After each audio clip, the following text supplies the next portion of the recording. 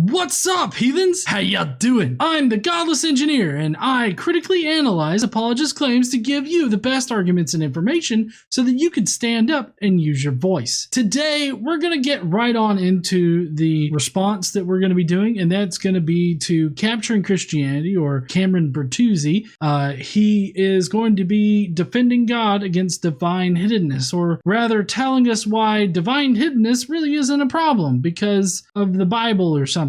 And apparently it's supposed to make us believe in God more, this hiddenness that seems to be plaguing God. So we're going to be reviewing Cameron's case for that. So we got the divine hiddenness problem. What is the divine hiddenness problem? Well, the problem with divine hiddenness is that God is just not detectable. I won't say that he's not seen, like we don't see God or anything like that.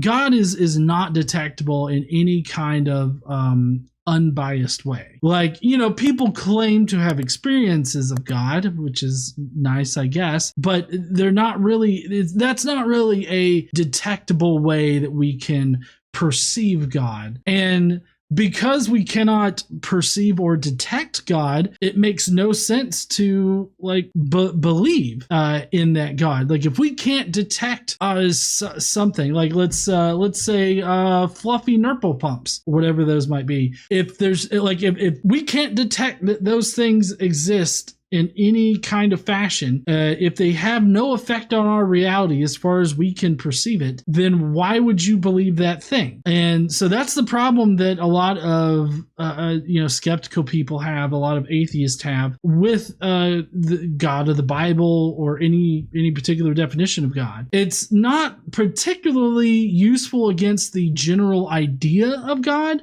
because like a general idea of God would be some deity that exists out there and it doesn't necessarily have to interact with our reality. It's just some deity that exists, wherever in the hell. And so if it has, no direct impact on our reality, or maybe not even just our reality, let's just say it doesn't have any direct impact on our world, like our particular area of the vast universe, let's just say that there's no effect on it. Why would we believe that he exists there, he exists at all, if we don't have any evidence that suggests that he does exist? And so this is kind of the divine hiddenness problem. And it's one that I have trouble getting past. And I think that until, theists sufficiently overcome it, I don't think that a theistic kind of God is ever going to be really all that, not possible, but plausible. All right, let's get to the divine hiddenness problem and let's see what's going on with it. Sometimes it seems like God is hiding from us. Believers often lack a sense of guidance from God when it comes to important decisions, don't get what they request from God, and lack a sense of God's presence in difficult times. It's not that God seems to be absent whenever we ask him for something. Cameron here is trying to make it out to be like a problem with us asking God for something, or like a believer that's asking God for something and God seems to be not answering, or just simply not there in some kind of fashion. While that might cause somebody to start questioning whether or not God actually exists, and that leads them further into really questioning the logic and the claims of Christianity, I don't think that should cause you to stop believing in God. I think that if you're sitting there noticing that when you pray for something and God doesn't answer, you don't feel God's presence anymore or anything like that, I think that's a good opportunity for you to further question what you believe, why you believe it. I don't think that this should cause anybody to just immediately stop believing in God. I feel like that would be a little bit hasty at that point. I think that you really need to, investigate the reasons why you still believe in a God. He's kind of putting it up right here this right here is the divine hiddenness problem for believers. Some non-believers think the so-called argument from divine hiddenness is strong evidence against God's existence.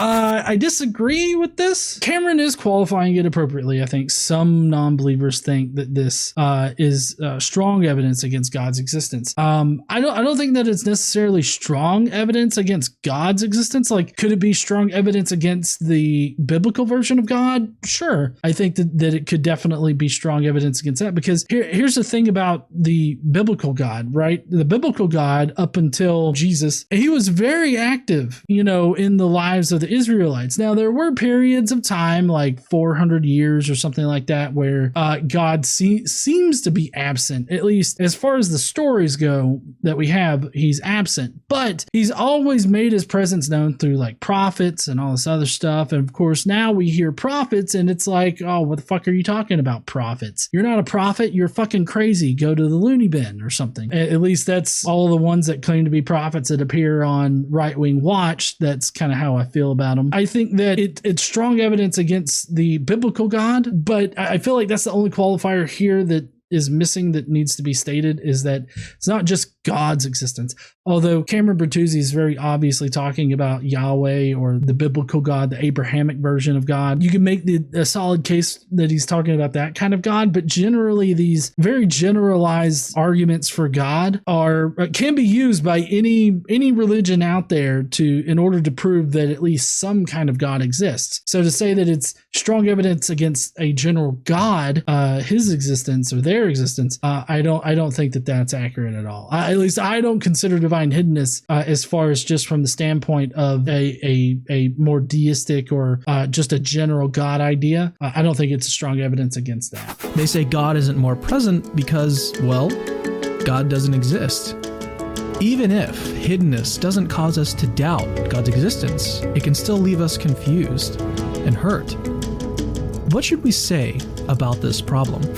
So what should we say about this problem? Well, if you're honest about this problem, then you will more than likely say that, while I don't have empirical evidence that this God exists, or I don't have any direct way to know that this God exists, I have faith that he exists. But that's still not going to be good enough for anybody that's skeptical of God's existence, or anybody that's really questioning God's existence, because then you could literally believe in anything at that point. Because if you're just going to believe in something because somebody else told you something is true, without having any kind of direct evidence that it is true, then you're opening yourself up to a lot of different things that could not be true, like faith healing. There's no direct evidence that faith healing actually works, but there are still people that believe in it because they have faith.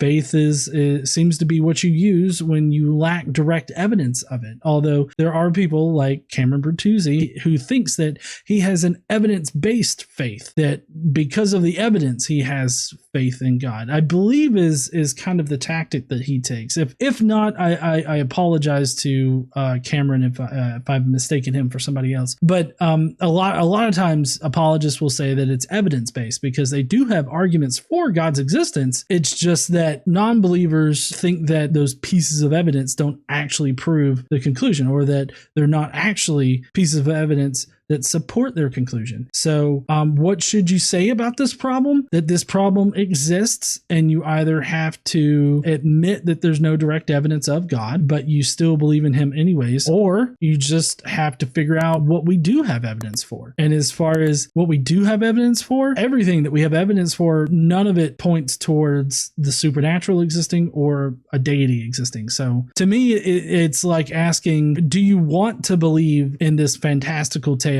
even though it's not true, or at least it can't be proven to be true? Do you only want to believe in true things, like things that we know for sure are true? It kind of seems to be the path that you would need to take there. But let's see how Cameron takes it.